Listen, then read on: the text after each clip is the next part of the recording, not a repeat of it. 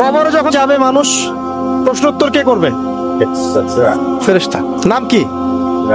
মুনকার নাকি? তো যারা এখন আল্লাহ দ্রোহিতায় একদম সীমা লঙ্ঘন করে শেষ করে ফেলছে, এরা মনে করে যে কবরে কখন এরা যাবে না। জানেন, মানুষ যখন পাপ কাজ করতে করতে করতে করতে ফেরাউনের মতো হয়ে যায়, মানুষের মধ্যে একটা চেতনা চলে আসে, আমি আর মরবো না, আমাকে আর কবরে যেতে হবে না, আমাকে ফেরেশতা প্রশ্ন করবে না। কিন্তু আল্লাহ বলছেন যে তুমি যদি দেখতে হে নবী, সূরা জুমারেও আছে, আর একটা সূরার মধ্যেও আছে, তুমি যদি দেখতে যে এইসব মানুষদের জান যখন কবজ করা হয়, তখন এই মানুষগুলোর চেহারায়, পিঠে ফেরেশতারা আঘাত করতে থাকে। মানুষ দেখতে পারে না, ওই মৃত ব্যক্তি দেখতে পারে, ওই মৃত ব্যক্তি বুঝতে পারে। রূহটাকে একদম টেনে হিসড়ে বের করে নিয়ে আসে।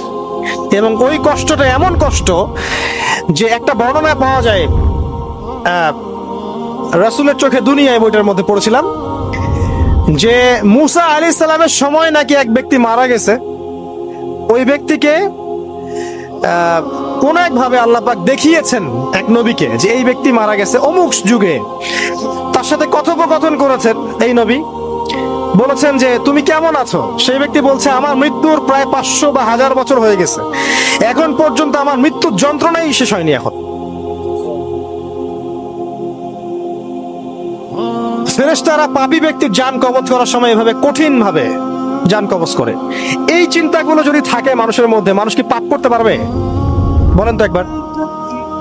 আর যখন নেককার ব্যক্তি রূহ কবজ করা হয়, মনে হয় কলসি থেকে পানি ঢালা হচ্ছে। সুবহানাল্লাহ।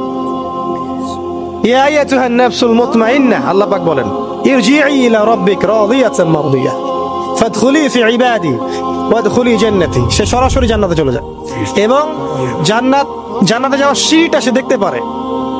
এবং রূহ যখন উঠানো হয় তখন চোখ তাকায় থাকে সেদিকে, দেখবেন চোখ তাকায় থাকে।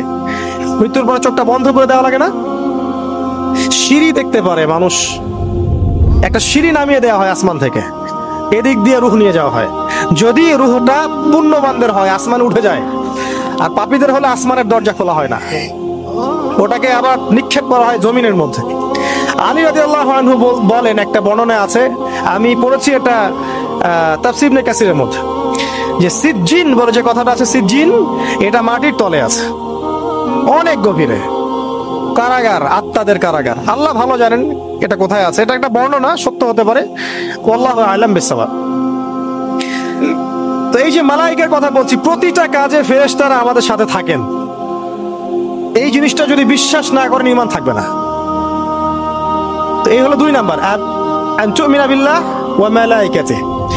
একটা কথা মনে পড়লো, রাসূলুল্লাহ সাল্লাল্লাহু আলাইহি ওয়াসাল্লাম যখন মেরাজে গিয়েছিলেন, এই যে বাইতুল মামুর একটা জায়গা আছে না, ফেরেশতাদের মসজিদ, এটা কাবার মতো আছে, এবং কাবা ঘরের ঠিক সোজায় বাইতুল মামুর, নবীজি বলেছেন সাল্লাল্লাহু আলাইহি ওয়াসাল্লাম।